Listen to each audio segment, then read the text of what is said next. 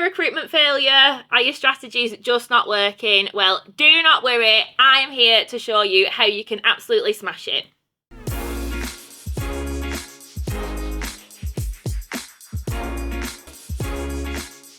Hello, welcome back to our YouTube channel. I am Vicky from Fresh, and today I'm here to talk to you about the biggest recruitment failures that we have seen and how we can help you with them. So the first one that is a classic that we see all the time and time again, is clients putting all their eggs in one basket when it comes to a fantastic candidate. Now, obviously, they might be your favourite and you might want to hire them at the end of the process, but it doesn't mean that this person is going to be as interested in you as you are in them.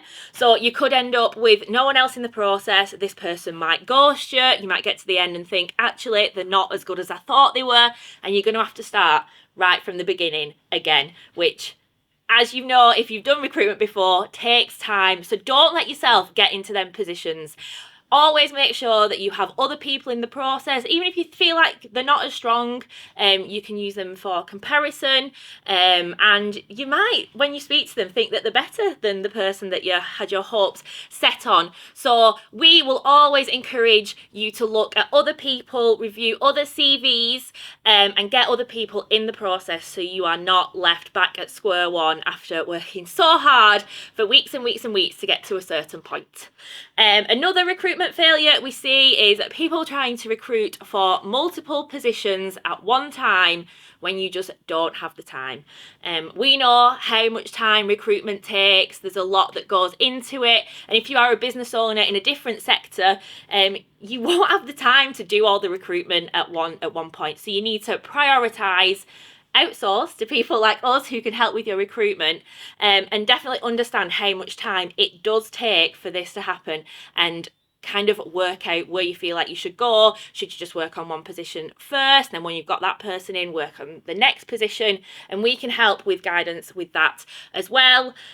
Something that we see all the time, we work with urgency and pace. I've never met anyone or any group of people who work as fast as we do, and we meet a lot of clients who like to take things slow.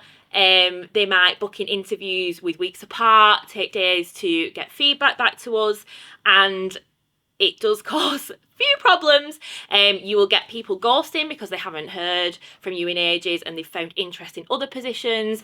You'll get people dropping out. You will just lose them to other opportunities. So we have a 48-hour SLA in place. It's not that we're trying to rush you or anything like that. We just know what the candidate marketplace is like, and we know those people that move quick will always secure the best candidates. So we're not trying to put pressure on anyone. We just know that you need to move fast to make sure that you secure the best candidates.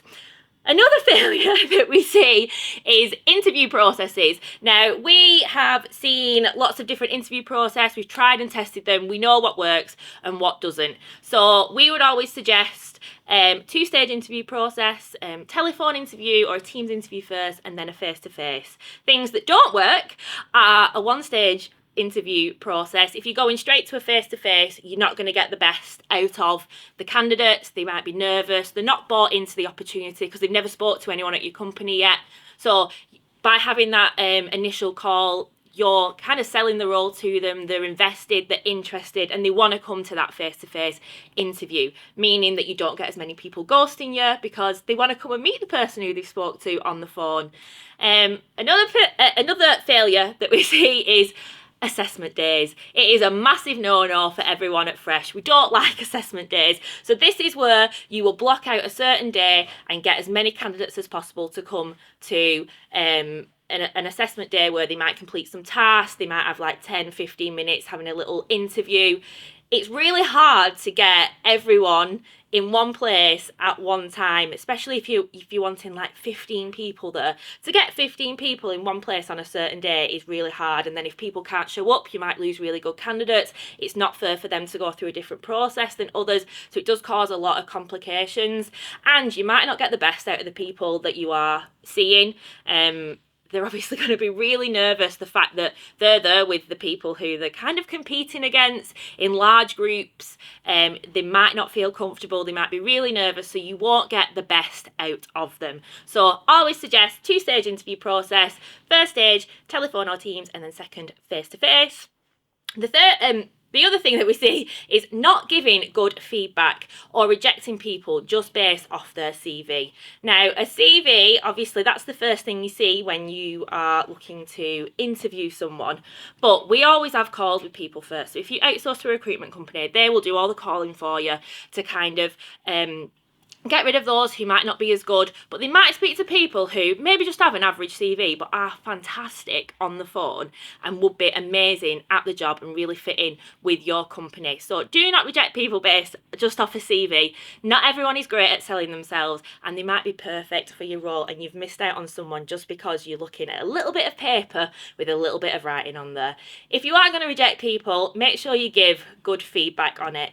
We can't do our job without good feedback. We need to know what you like in a CV, what you don't. And that is the reason why we're here. We need your feedback to see where we need to look for people next, what kind of thing you're looking for, so we're exactly on the same page. And going with that is not having any flexibility. So we work with a lot of clients who want real specifics from people. So they're looking for unicorns that aren't out there, and they're wanting so many years, and they want them to have this much experience and have worked with these systems, and it might not just be possible at all. By having flexibility, you are opening up the amount of candidates that you can see. There might be someone who doesn't have as much experience but has a lot of ambition, determination, the right culture, the right personality for you, and you wouldn't want to miss out on them just because you're not being flexible on the experience that they have.